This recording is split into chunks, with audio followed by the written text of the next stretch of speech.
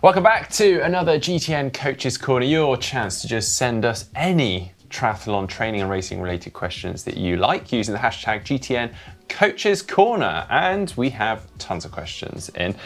So first question from James Guilliambardo said, I understand the importance of recovery sessions on days between key cycling running workouts, but it's the winter, so I'm on the indoor trainer and I just find recovery rides so long and boring. You and me together. Do easy runs and rides essentially serve the same purpose of recovery and aerobic base? Therefore meaning, I could swap easy runs into my week for those easy rides. What do you reckon to this one, Heather? Oh, it's a slippery slope. It's a really dangerous one and hard to kind of navigate, isn't it? I mean, easy should be easy. So yes, you could get a little bit bored, but you could flip that on its head and see it as an opportunity to actually let yourself recover, but also mentally, and use it if you are doing it indoors, which sounds like you are, to watch a movie, listen to a podcast, even call a friend if they don't mind a little bit of heavy breathing. I actually quite look forward to those, and it's nice to actually go and get on the bike and know it's not going to hurt. So try to kind of change your mindset with it and think of the good it's doing, which I think we'll cover in a moment. But there's a lot of danger with swapping the easy bike for an easy run, and in actual fact so much so that runners will sometimes do their recovery session as a bike instead of a run, because run does have that much more impact, so it's causing micro muscle damage, so you're maybe going to be starting to just like push your body a little bit more than you would be if you were doing that easy bike. Yeah, so an easy bike, as you say, it does work the aerobic system, and a recovery session would really be at the lower end of that. Now, of course, you can do the same for running, but as you've alluded to, Heather, there is a big caveat with that. Running is weight bearing, and therefore you are putting a lot of stress through your joints, ligaments and tendons. So if I was to pick or have a preference as to which discipline I would use for recovery, I would definitely go for the bike. And as you've said, I mean, we've known plenty of runners that would jump on the bike to do recovery sessions. Yeah, you can just keep it as light as you want, keep your legs spinning, and you're just going to be helping with that blood flow. And that's the whole point of that recovery session, to get you ready for the next. It's not supposed to be giving you that benefit right there and then, it's a benefit for the future. Yeah, and then also you touched on kind of the length of them. Obviously, as you start to go long with these aerobic recovery sessions, I'd say you're probably stepping away from the recovery element, because whilst yes, you may be flushing the system out of any waste products, you are starting to then use muscle and glycogen stores within your body, and that is then becoming less of a recovery session and actually more of an aerobic workout. Just to add to what Heather said about kind of just switching off, enjoying watching movies, before the days of Zwift, that's all we used to do, and so just, I don't know, lap it up, enjoy it. I've even known pros reading books. Yeah, I mean, that's insane. And hopefully when the summer months come, you can really enjoy those rides, and you can just ride to your local coffee shop, have a coffee and cycle back again and just get a bit of sunshine maybe. Yeah. I'm dreaming here. Brilliant. Well, next question from Amar Nagaria. They've got 3 questions in one here. Okay, ready for this one, Heather. It's a common observation that short course athletes usually perform equally well in the long course, but rarely the other way around. Why is it so? Second question, assuming that it's mostly the interval sessions that make a huge difference in short and long course performance, can one do long training sessions like Ironman training and short super hard intervals like Olympic distance and excel in both distances like Blumenfeld and Eden? And then the final question, how do the above mentioned athletes plan their year to specialise for both Olympic distance and Ironman? Whew. How are we going to unpack this one then? Oh my goodness. I mean, yeah, I don't really know where to start on this, but I guess first, like, addressing the incredible feat that the Blumenfeld and Gustav have done this year, and it isn't normal. It doesn't just mean by adding in some longer rides and longer runs, you can suddenly just go and replicate what they did, because they are kind of superhuman. I mean, we've seen Lucy Charles do it this year as well, an incredible feat, but it's not normal to see it at such an extreme level. Yeah, we were discussing this before, and actually, I mean, I've known very good athletes over the years to step up to 70.3 and excel there, and also do very well at Ironman, but not to the level that we've seen with these guys and breaking world records. And as you say, Lucy Charles is doing a phenomenal job across the board, but it's not like she has been winning the Olympics at short course. This is quite a unique thing. So how they are planning their season, we can't really explain. I mean, I imagine for Christian it was, I mean, the Olympics is once every 4 years, so those guys are planning it for that, aren't they? And then it's like that bonus, they start doing some testing and seeing how much more they can add on to that goal race, and they've still got an A race, and then they see what they've got left in the rest of the year. And obviously the last 2 years has been quite different as well. You know, there's not been the World Championships long course for the last couple of years, so 70.3 crossover to Olympic distance is obviously much smaller. And you've done that step up, which I know we're moving on to the next question now, but of going from having the sprint and Olympic triathlon in your legs and taking that speed through to 70.3. And you were saying that you did find it could work for a while. Yeah, so I mean, this is a big topic, obviously, but any level of triathlon, I mean, even from sprint through to Ironman, is all aerobic. So to a degree, you are kind of training, broadly speaking, the same system. So even the training you do as a sprint distance athlete will transfer to a degree to Ironman. The differences, I would say, obviously, as you've touched on, you've got a little bit more speed with the shorter distances. As you go up to the longer distance, you're going to want to work on that strength and fatigue. And that does take some time to build up. So what you often see, and this is a non-scientific explanation, what you often see with these short course athletes, they step up, they carry through some of that speed, and they manage to build up some of this strength over a matter of a few months, handful of months, and start to perform really well at the longer distances. And as I experienced, for a lot of people, you often see them performing really well for a year or so. They hang on to a bit of speed, they build up some of that strength, and they carry it all through. But over time, they sort of deadens that speed and knocks a kind of the bounce out of your legs doing this longer distance racing.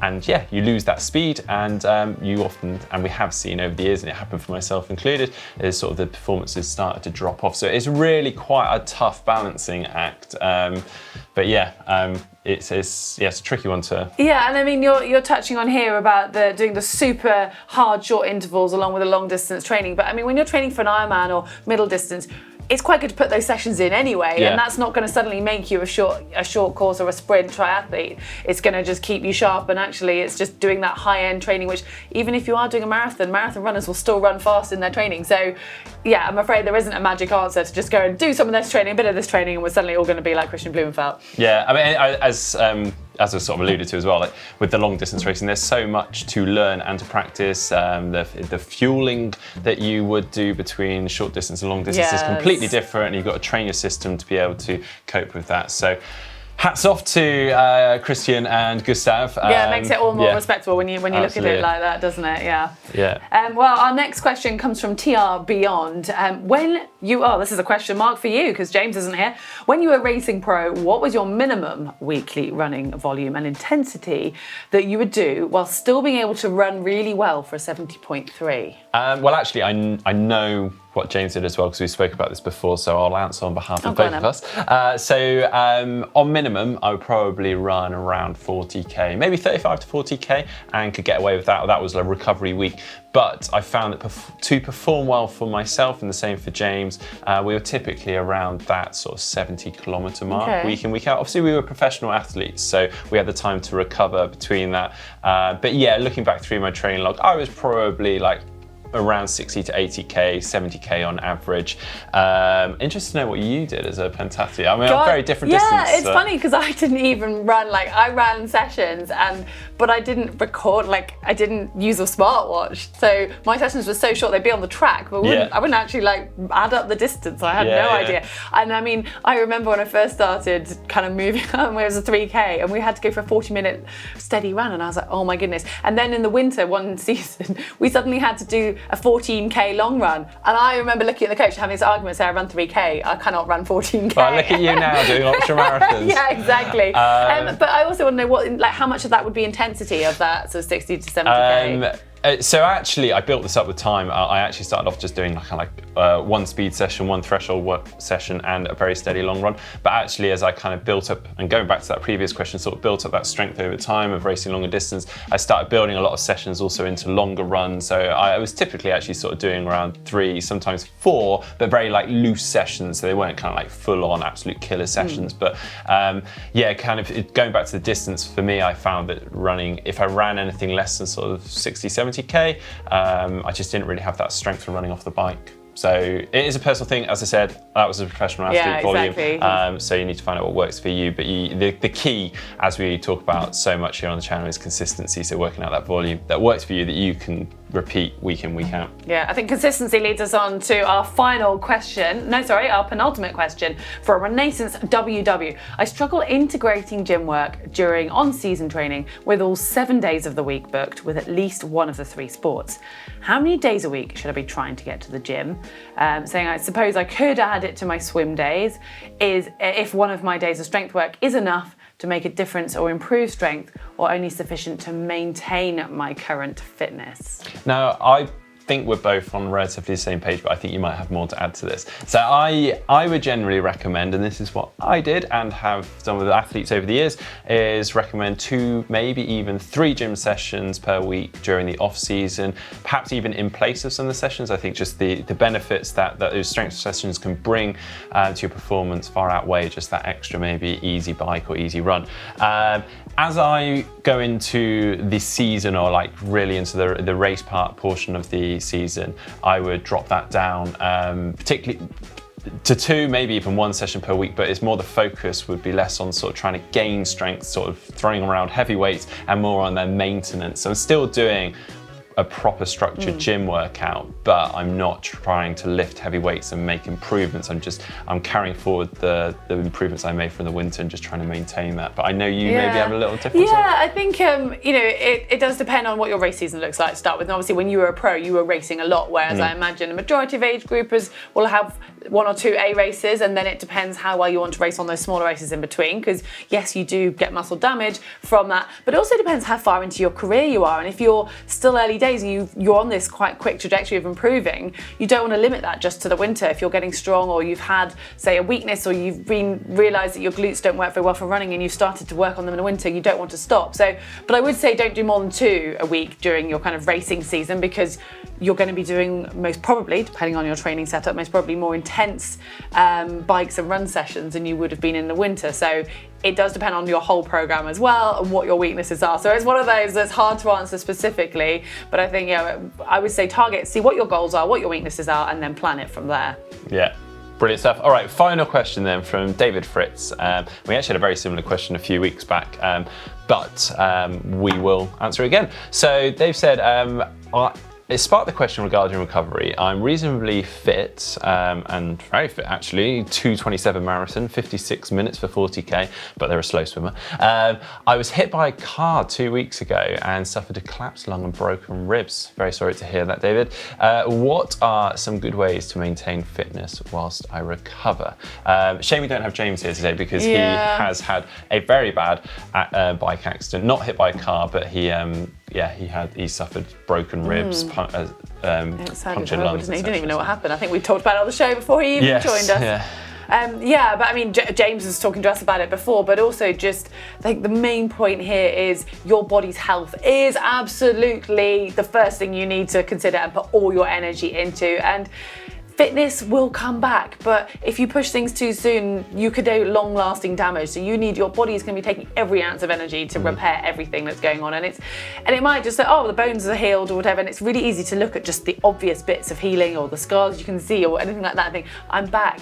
But your body's actually going to have a lot longer process than that, and things will be misaligned, and there's just so much more going on. We're not doctors here, but even doctors would just say, just make sure you get that recovery fully, and your fitness has got the time to come back, and you need to just be really patient and take each step as it comes. Yeah, definitely. I mean, your body's been through so much trauma, and there'll be a continual extra stress on your body day in, day out as it's trying to heal and recover. So don't add to that by trying to do extra things. Just allow it to recover as quickly as possible and literally put every ounce of energy it has into that recovery. As Heather says, I've known so many people, and I've done it myself before. You look at the sort of the superficial or the injuries that you can see obviously, or you felt, and actually sometimes you just need to go and have that body maintenance, MOT, someone just to check that everything's in line, particularly if you've been hit by a car. I wouldn't be surprised if your hips are out of line. I mean, I've even had it just from falling off a bike, mountain biking, hips are knocked out and I hadn't realised, and lo and behold, 2 months later, I've got a niggle. It's so much later that it comes out, and then you're kind of, you're so desperate to get fit, and you think, I'm back on this path, and this niggle comes up, and